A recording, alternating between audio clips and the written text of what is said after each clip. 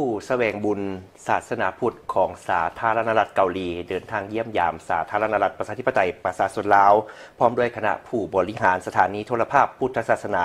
BPS แห่งสาธารณรัฐเกาหลีโดยการร่วมมือกับสมาคมแลกเปลี่ยนมรดกวัฒนธรรมสาธารณรัฐเกาหลีลาว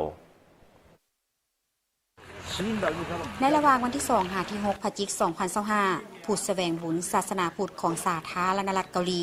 เดินทางเยี่ยมยามสาธารณรัฐประชาธิปไตยประชาชนลาวพร้อมด้วยคณะบริหารสถานีโทรภาพพุทธศาสนา BBS แห่งสาธารณรัฐเกาหลีโดยการเข้าร่วมกับสมาคมแลกเปลี่ยนมรดกวัฒนธรรมสาธารณรัฐเกาหลีลาวนำโดยพระอาจารย์ซองโยเจ้าอาวาสวัดยงจู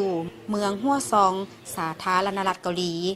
ในการมาเยี่ยมยามครั้งนี้บ่เพียงแต่มาแสวงบุญเท่านั้นแต่เพื่อมาแลกเปลี่ยนมรดกวัฒนธรรมสาธารณรัฐเกาหลีลาวเพื่อเสื่อมโยงคำสอนธรรมะของพุทธศาสนาลาวให้ลึกซึ้งที่สุดในระหว่างการมาแสวงบุญครั้งนี้คณะได้เดินทางไปเยี่ยมยามวัดองค์ตื้อมหาวิหารวัดพระธาตุหลวงเวียงจันทร์เพื่อร่วมงานบุญนมัสการพระธาตุหลวงเวียงจันทร์ประจำปี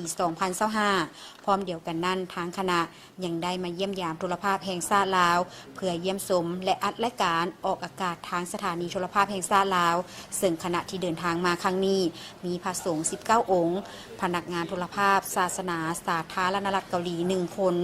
พนักงานของการปกครองเมืองฮั่วซอง4คนและมาจากสมาคมแลกเปลี่ยนมรดกวัฒนธรรมสาธารณรัฐเกาหลีลาวอีก4คน